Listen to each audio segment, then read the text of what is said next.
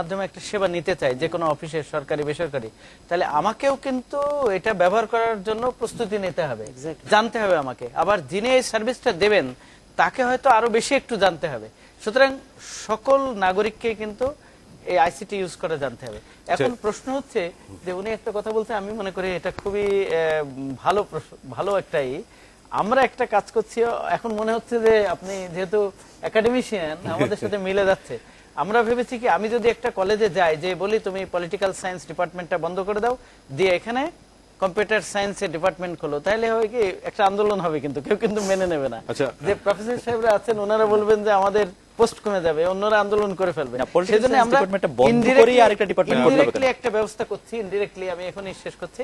Indirectly কিভাবে করছি, আমাদের 4500 একটা ইউনিয়ন তথ্য সেবা কেন্দ্র আছে, সেখানে আমরা প্রত্যেকটা কেন্দ্র থেকে আমরা উদ্যোগ নিয়েছি যে যাতে এখান থেকে কম্পিউটারের ট্রেনিং দেওয়া হয়, কিভাবে ইউজ করতে হয়। সেটা হাই এন্ড হবে না যেটা বললেন প্রফেসর সাহেব, তবে ইউজ করার মতো এটা হবে এবং হাজার হাজার তৈরি হবে। দ্বিতীয় আরেকটা জিনিস আমরা করতে যাচ্ছি, আমরা মনে করি বছরখানি ভিতরে আমরা শুরু করব। সেটা হচ্ছে আমাদের একটা প্ল্যান, প্রত্যেকটা পরিবারে একজনকে অন্তত, পার্টিকুলারলি একজন মহিলা বা মেয়েকে আমরা এই প্রশিক্ষণটা দেব। তাহলে লাভ হবে কি, ওই বাড়ির যে কেউ যে সেবাটা নিতে চায় মোবাইল ফোনটা নিয়ে বা ইন্টারনেটের মাধ্যমে, তাকে কিন্তু এই সেবাটা নিয়ে দিতে পারবে। আমি একটু জাস্ট একটা কথা বলি যে আমি যদি উল্টো দিক থেকে ভাবি, হ্যাঁ, যেমন এখন কিন্তু টেলিকম সেক্টরে অ্যাবাউট 15 লক্ষের মতো ডাইরেক্টলি ইনডাইরেক্টলি লোক এমপ্লয়মেন্ট পেয়েছে আর কি, মানে কর্মক্ষেত্র তৈরি হয়েছে এত বড় একটা।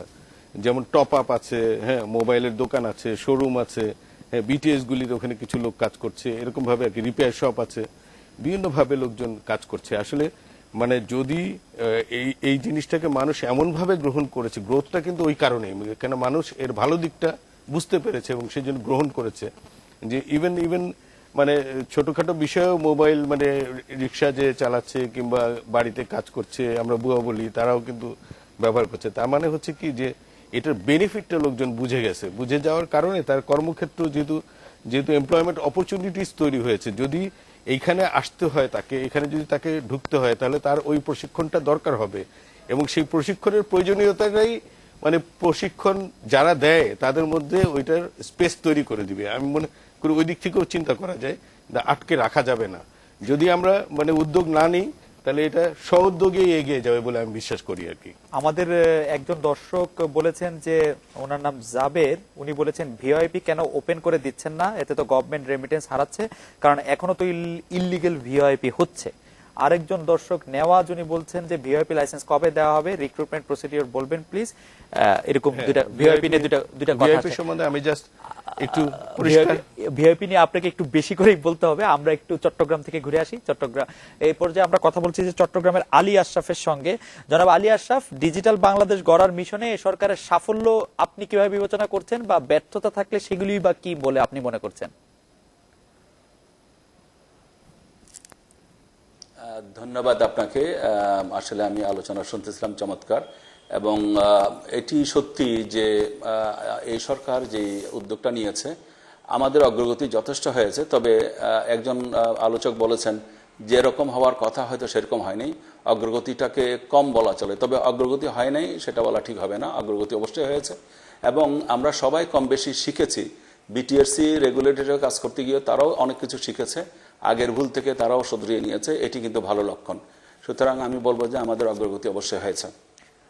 আলী আশরাফ, জনাব আলী আশরাফ, আপনাকে ধন্যবাদ। আমরা খুলনা থেকে আইটি এক্সপার্ট ও নেটওয়ার্ক স্পেশালিস্ট মাহমুদ হাসান সোহেলের কাছে জানতে চাইবো, ইন্টারনেট সেবার ব্যয় কমিয়ে আনার ব্যাপারে বিটিআরসি যেসব উদ্যোগ নিচ্ছে, সরকার যেসব ভূমিকা নিচ্ছে, তাতে কি আপনি সন্তুষ্ট?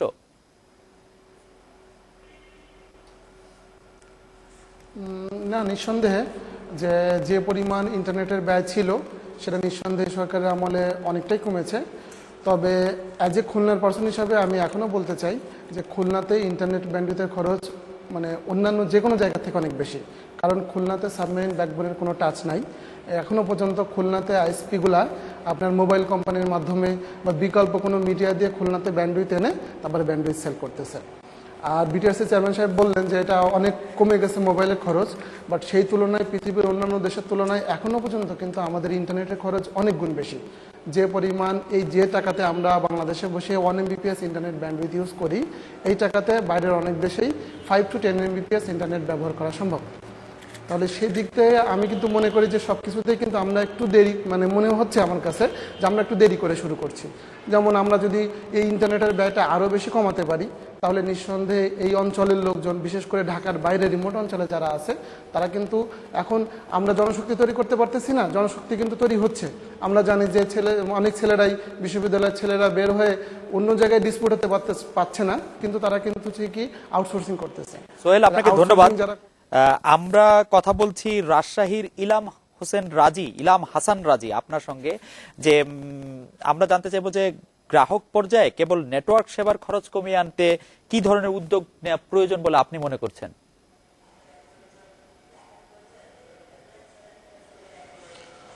ধন্যবাদ। গ্রাহক পর্যায়ে নেটওয়ার্ক সেবা খরচ কমিয়ে আনার জন্য অ্যাকচুয়ালি ইন্টারনেটের খরচটাই বেশি প্রাধান্য পাবে। আর ইন্টারনেটের ব্যান্ডউইথের কস্ট যদি না কমানো যায়, তাহলে গ্রাহক পর্যায়ে ভালো সেবা দেওয়া সম্ভব হচ্ছে না। তো এই বিষয়ে বিটিএসএ চেয়ারম্যান স্যারের কাছে আমার আবেদন থাকবে যেন উনি যত দ্রুত সম্ভব যুগোপযোগী পদক্ষেপ গ্রহণ করেন। রাজি, আপনাকে ধন্যবাদ। আমরা আবার জেনারেল জিয়ার কাছে ফিরে আসবো। যে দুটি বিষয় আলোচনা এসেছে, একটি হচ্ছে ভিওআইপি বৈধ বা অবৈধ করা, অবৈধকে বৈধ করার বা বৈধভাবে এটি ভিওআইপি করার ক্ষেত্রে সরকার কি উদ্যোগ নিচ্ছে, বিটিআরসি কি চিন্তা করছে। আরেকটি বিষয় হচ্ছে ইন্টারনেটের ব্যবহারের ব্যয় আরেকটু কমানো যায় কিনা। এই দুটি বিষয় নিয়ে যদি আপনি একটু আলোকপাত করতেন। ভিওআইপি নিয়ে অনেক আলোচনা হয়, পত্রপত্রিকায় আসে। আসলে ভয়েস ওভার ইন্টারনেট প্রোটোকল এখানে কিন্তু কোনো অপরাধ নাই, যদি রেভিনিউর ক্ষেত্রটা এখানে মানে স্যাটিসফাই করা হয়। এখানে যেটা হচ্ছে যে তারা যে গেটওয়ের মাধ্যমে যে অথরাইজ রুটের বাইরে দিয়ে যারা আনে, সেটা অনঅথরাইজড হয়। সেটা কমানোর জন্য আমরা যখন এই সরকার মানে ক্ষমতা গ্রহণের সময় অথরাইজ রুটে যে ট্রাফিকটা ছিল, সেটা মানে 2 কোটি মিনিটের মতো পার ডে আসতো, সেটা এখন কিন্তু বৃদ্ধি পেয়ে 5 কোটি মিনিটে চলে গেছে। এটা তো বিরাট, মানে বিভিন্ন ধরনের অপারেশন করা হয়েছে, যেসব জায়গা থেকে গোপনে এগুলি হতো সেগুলি স্থাপনায় অভিযান চালানো হয়েছে। যেসব সিমকে আইডেন্টিফাই করা হয়েছে যে এই সিম দিয়ে মানে ভিআইপি হচ্ছে, সেগুলি বাতিল করা হয়েছে। এটা এর সংখ্যা প্রায় 10 লক্ষের মতো। আবার আইপি অ্যাড্রেস যেগুলি দিয়ে ভয়েস যাচ্ছিল ইনস্টেড অফ ডাটা, এগুলি আইডেন্টিফাই করে আইপি অ্যাড্রেস প্রায় 35,000 আইপি বন্ধ করা হয়েছে। এরকম আরো অনেক পদক্ষেপ আমাদের, কিছু লাইসেন্স বাতিল হয়েছিল আপনারা নিশ্চয়ই জানেন। সব মিলিয়ে এই যে মানে কার্যক্রম, এতে করে আমাদের ট্রাফিকটা কিন্তু অথরাইজড রুটে বেড়েছে। তারপরেও হয়তো কিছু এদিক সেদিক থাকতে পারে। তবে জনসাধারণ হয়তো জানেন কিনা আমি জানি না যে আইপিটিএসপি, ইন্টারনেট প্রোটোকল টেলিফোনি সার্ভিস কিন্তু আমাদের দেশে চালু হয়েছে। সেটা ডোমেস্টিক পর্যায়ে দেওয়া হয়েছে, যেখানে মানে 10 পয়সায়ও একটা কল করা যায়, এরকম পর্যায়ে আছে। বাট ইন্টারন্যাশনাল কলগুলি আইপিটিএসপি এর মাধ্যমে এখনো গেটওয়ে দিয়ে যেতে হবে বলে সেখানে একটা ভ্যালু আছে, সেটা দিতে হয়, সেটা ওপেন হয়নি। বাট ভিএসপি যেটা মানে মানে ভিওআইপি সার্ভিস প্রোভাইডার লাইসেন্স বলে আমরা একটা প্রচলন করতে যাচ্ছি, এটার গাইডলাইনটা তৈরি হয়ে সরকারের কাছে গিয়ে সরকার থেকে অনুমোদিত হয়ে আমাদের কাছে চলে আসছে। এটা মাসখানেকের মধ্যেই হয়তো পত্রিকায় ভিএসপি লাইসেন্সের জন্য মানে বিজ্ঞাপন যাবে। তখন যারা দরখাস্ত করবে তাদের মধ্যে থেকে বিবেচনা করে যারা যারা উপযুক্ত মনে হবে তাদেরকে ভিএসপি লাইসেন্স দেওয়া হবে। তখন মানে রেভিনিউর আওতায় এনে ভিওআইপি জিনিসটা মানে প্রতিষ্ঠিত হবে তখন সমাজে। এতে করে অনেকে হয়তো ছোট আঙ্গিকে তাদেরকে একটা লিমিট দেওয়া হবে কতটুকু ব্যান্ডউইথ তারা ব্যবহার করতে পারবে, এর বাইরে তারা যাতে যেতে না পারে। তাতে করে বেশি সংখ্যায় লোকজন এই ব্যবসাটা করতে পারবে। এবং মানে ভিআইপিতে কিন্তু কলটা সস্তা হয়, বাট কোয়ালিটি একটু কম হয়। রাইট, কোয়ালিটি একটু কম হয়। এমনিতে অনেক দর্শক আমাদের কাছে জানতে চেয়েছেন, আমরাও জানতে চাচ্ছি যে অবৈধ ভিওআইপির বিরুদ্ধে একরকম যুদ্ধ ঘোষণা করেছে বিটিআরসি। এটা প্রতিনিয়ত আমি এই সরকারের আমলে মোর দেন 70 অপারেশনস, যেটা আমাকেও অনেক সময় রাত্রেবেলা হয়তো খবর আসতেছে, র্যাব সহ বিটিআরসির লোকজন গিয়ে এই অপারেশনগুলি কন্ডাক্ট করে। তখন যাওয়ার পরে ওখানে যে ঘটনা ঘটে সেটার মনিটর করতে হয়।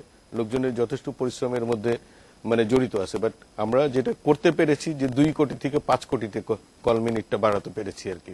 তো সেটা তো একদিক থেকে কিছুটা সাকসেসই, যেটা মানে আমরা ছেড়ে দেওয়ার মতো না। এটা হচ্ছে যে এটা এইদিকে যথেষ্ট নজর দেয়া আছে যে যাতে যত কম হয় কত কমের মধ্যে রাখা যায়, সেই প্রচেষ্টা আছে।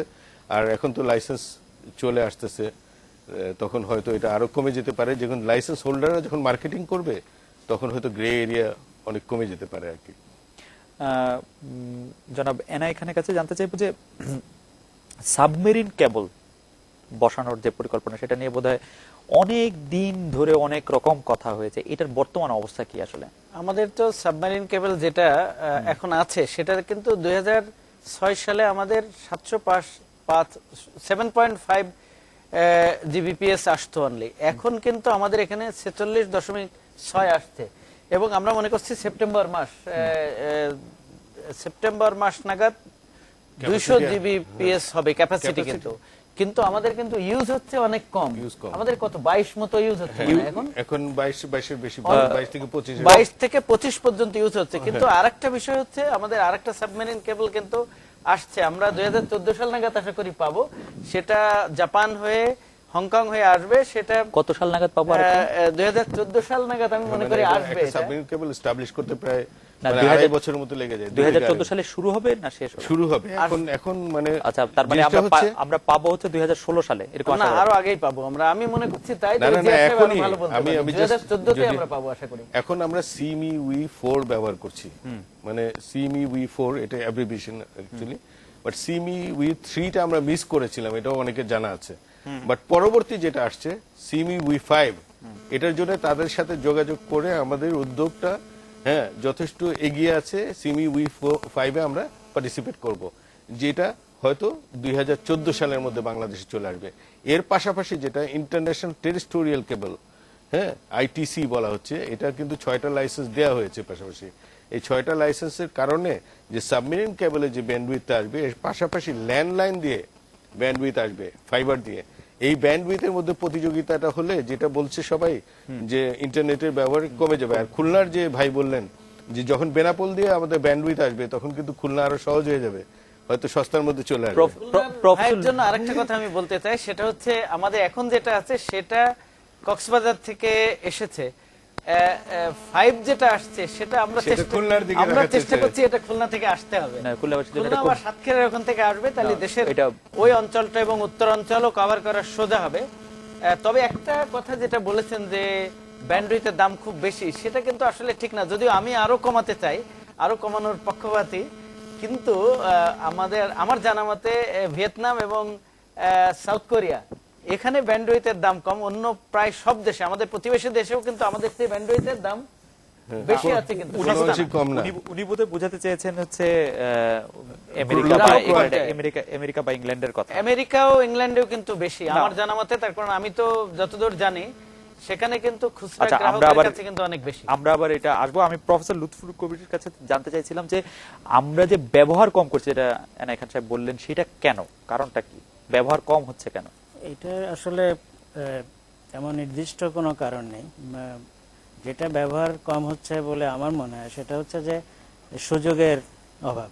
মানে আমাদের যে ব্যবহারকারীর সংখ্যা, সেই ব্যবহারকারীর সংখ্যা কিন্তু আমাদের নিতান্ত কম নয় যা আমাদের আছে, কিন্তু আমাদের যে টোটাল ব্যান্ডউইথ যা ব্যবহার হচ্ছে তার যে মানে আমাদের প্রয়োজনীয়তা, সেই প্রয়োজনীয়তাটা আরো বাড়ালেই ওই ব্যবহার বেড়ে যাবে। যেমন ধরেন আমাদের এখন এডুকেশন ইনস্টিটিউটগুলা কিন্তু সেইভাবে ব্যবহার করছে না, এবং ব্যবহার না করার একটা বড় কারণ হচ্ছে যে অনেক ইউনিভার্সিটি আমাদের দেখা যাবে, কয়েকটা ইউনিভার্সিটি ছাড়া, ঢাকা ইউনিভার্সিটি, বুয়েট এবং এগুলো কয়েকটা ছাড়া, সেখানে দেখা যাবে যে ইন্টারনাল যে নেটওয়ার্ক, সেই নেটওয়ার্কে ঠিক মতো করা হয়নি।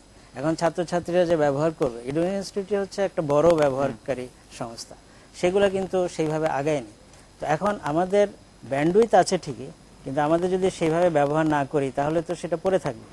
সেই জন্যই আমাদের যেটা উদ্যোগ নেওয়া দরকার সেটা হচ্ছে যেসব ক্ষেত্রগুলা ব্যবহার করবে তাদেরকে উদ্যোগী হওয়া এবং সরকারের তরফ থেকেই তাদেরকে প্রেশারাইজ করা যে তোমাদের ওখানে কেন এরকম কম ব্যবহার। এবং আপনি জানেন যে বর্তমান সরকার এবং আগের সরকারও যেটা করতো সেটা হচ্ছে যে প্রত্যেক সংস্থা থেকে একটা রিপোর্ট নিত, মান্থলি নিত, কোনো সময় পাক্ষিক নিয়ে তাদের সেই ব্যবহারগুলোকে তারা অ্যানালাইসিস করত। কিন্তু আমার ধারণা যে এই অ্যানালাইসিসটা হয়তো বা সেই পর্যায়ে করা হয় না, যে পর্যায়ে অ্যানালাইসিস করলে আবার ফিডব্যাক আসে এবং তারপরে আবার তার উন্নতি করা যায়। এই জন্য ব্যবহারকারীর বিষয়টা আমাদের কিন্তু ভেবে দেখা দরকার যে আরো কিভাবে এটা ব্যবহার করা যায়। একটা হতে পারে যে আমি এখানে একটু বলতে চাই, এখানে কিন্তু 2006 সালে 7.5 ছিল, এখন আমরা 44.6 পাচ্ছি। তার ভিতরে আমরা কিন্তু 22 থেকে 25 ব্যবহার করছি। আমাদের কিন্তু অন্তত